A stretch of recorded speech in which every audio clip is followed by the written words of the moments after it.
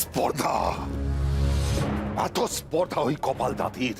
আমি ওর প্রভু হয়ে ওর কাছে গোলক চেয়েছি বলে আমাকে ও বেগুন বানিয়ে মাটিতে গড়াগড়ি খাওয়ায়। তারপর সেই যে গেল, গেল তো গেল, আর এলো না। সে কোথায় গেছে, কি করছে, আদৌ কিছু করছে কিনা কিছুই জানতে পারছি না।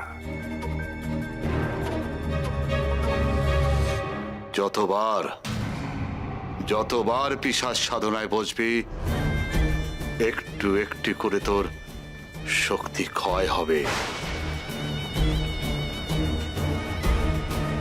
ক্ষয় হতে হতে একদিন সব শেষ হয়ে যাবে।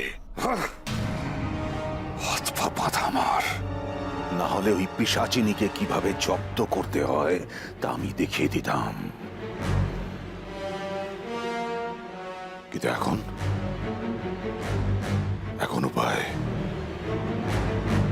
ওই পিশাচিনী, ওই কপাল দাঁতি, ও এখন কি করছে, ওর উপর নজর রাখবো কি করে? গুরুদেবকে যদি স্মরণ করি, তিনি নিশ্চয়ই কোনো উপায় আমায় বলে দিতে পারবেন। হ্যাঁ, তাই করি। এই তো গুরুদেব, আপনি আসুন। গুরুদেব, আপনার শিষ্য বিপদে পড়ে আপনাকে স্মরণ করছে। দেখা দিন গুরুদেব, দেখা দিন। গুরুদেব আসুন। গুরুদেব, আবার কেন ডাকলি ধীরত্ন? কেন ডাকিস বারে বারে? গুরুদেব, একটা সামান্য অনুরোধ। বল, কি অনুরোধ? গুরুদেব, বারবার পিশাচিনীদের ডাকতে ডাকতে আমার শক্তি ক্ষয় হয়ে যাচ্ছে। আমি আমার এই শক্তিকে বাজে খরচ করতে পারবো না গুরুদেব।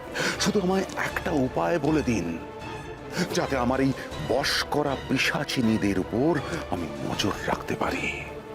তারা কোথায় যাচ্ছে, কি করছে না করছে, তাদের উপর আমি লক্ষ্য রাখতে পারি।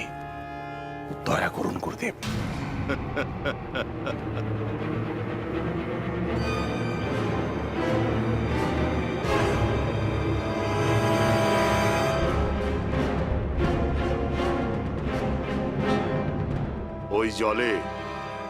ওই জলে ছায়া পড়বে তোর পোষা পিশাচিনীদের। তবে তুই ওদের দেখতে পাবি, কিন্তু কথা বলতে পারবি না ওদের সাথে। যা যা দেখে নে।